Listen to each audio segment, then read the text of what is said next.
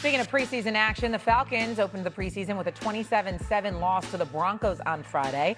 Tua Tagovailoa played just 2 series, completing 3 of 5 passes for 22 yards. He played 9 total snaps, managed just 1 first down.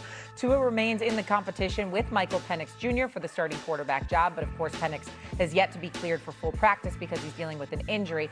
And so, Kevin, what are your early impressions of Tua and the Falcons?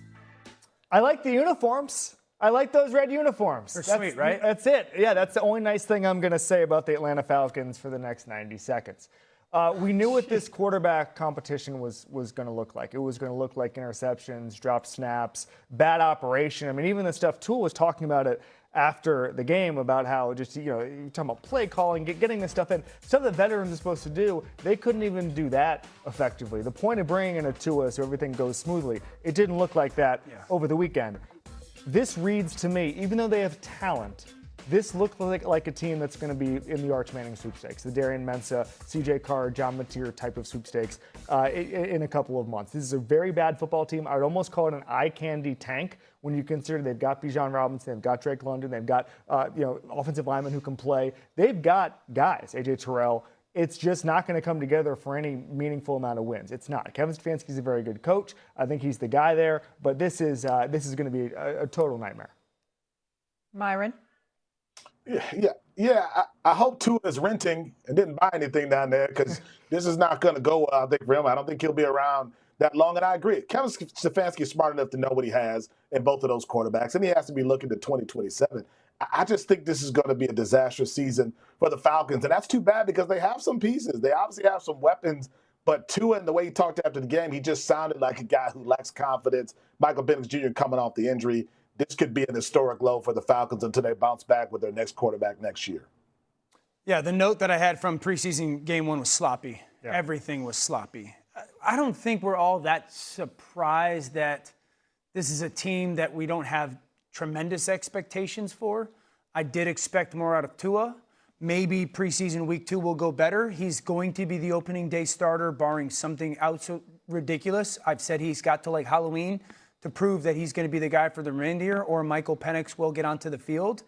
It is jarring, though, to see how in such a short period of time, this team went from signing Kirk Cousins to being like, not even just at the quarterback spot, being one, James Pierce, suspended 8 games, right. Star rusher. Jalen Walker, the other star rusher, injured. So this one from a team that we were like, whoa, they just good quarterback play away from being a real contender to being like, the quarterback spot is definitely a question mark. They're not going to be as good as they could have been this year because of those 2 pieces that are really, really, really good young players and would have been benchmarks or trademark pieces of their defense. And so I agree with the long-term vision of this team. I think there's probably 4 or 5 teams in our league that we can even right now on August 17th sit here and say, you're trying to get one of those top 3 or 5 picks for the quarterback spot next year. I would not be shocked if Atlanta's that. So I know Michael Penix is still yet to be cleared, so technically he's still injured. But I would worry about Tua being the starter too going. This, I know it's one preseason game. This was a mess. Well, I've said this offseason. Reality, it's not all that different than the Deshaun in Cleveland. How good does either quarterback have to play this year I agree. For you to be you're part of our future? I love Tua. Tua does have the history that it is. Is there anything that he could do play-wise this year that makes Atlanta go, we're going to sign you to a long-term extension and give you another $50 million per year? I would find that unlikely. And the same with Michael Penix. Because of just the injury history and the lack of body of work, is there anything that he could do in a short period of time that make you go? I don't think the full-term answer or the long-term answer, but I didn't expect to. Now, again, one preseason game, you're going up against a very good defense. I understand, but lack of first downs, inability to move the ball, sloppy all over the place.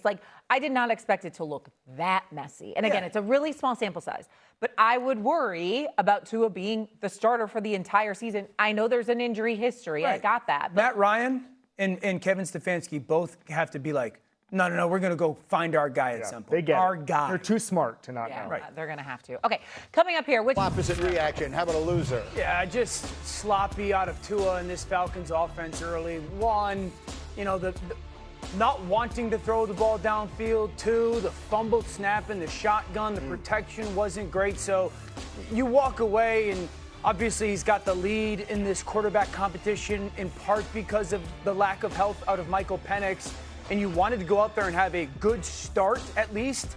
And this was just sloppy from the very beginning to the end. Graziano, did I hear the coach talked about it this morning a little bit? Kevin Stefanski telling reporters in Atlanta this morning that he is comfortable with where they are with the quarterback situation.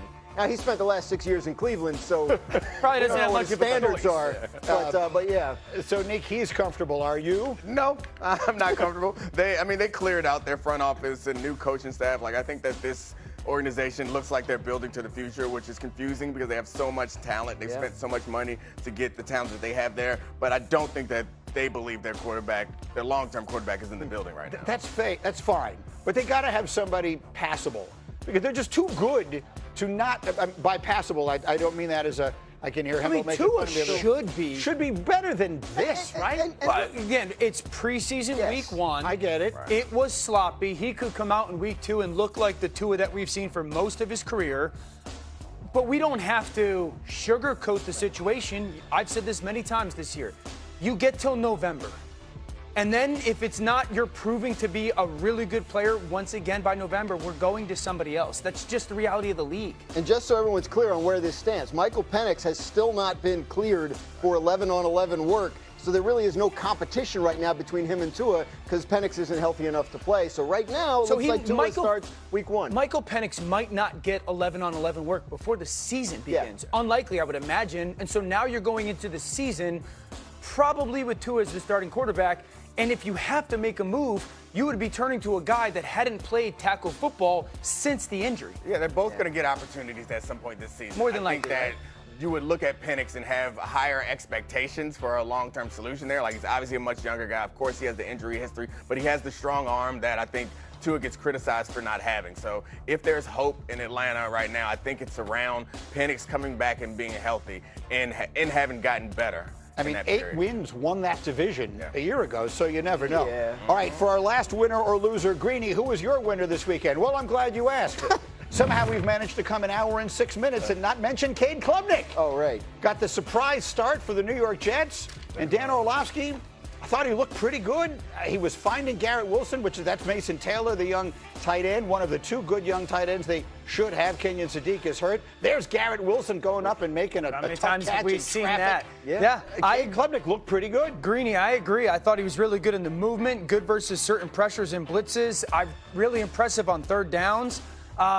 I think the only thing is you want to see him get a little bit better at the top of his drops. He's so kind of bouncy at times, but I agree. I was impressed by the way that he looked in game 1. I don't want to overreact. Nope, overreact. Yes, That's a guy. Look, here's the bottom line of it. His job in this preseason is to make you want to see more of him. Sure. He's not going to be the starter. I almost can't imagine any circumstances under which he wins the starting job. But what you want is for when it's week 4 and the Jets are not good, for the fans to be screaming, let's see this kid play. That's his job, is to make everyone want to see him play. Yeah, the Jets, assuming that they're going to be terrible, I think would be a mistake. I agree. Think the expectation. They got a lot of good players. Right. They have a lot of really talented players. The question is how good they're going to be at the quarterback spot. That matters. And then around the coaches, we didn't see a ton from that coaching staff last year that gave us a lot of confidence. So assuming they can get better too. They've gotten better this year. Their defense creates some interceptions, which would or be nice. one. Yeah, it creates that What's interception. the ideal situation for the Jets this year?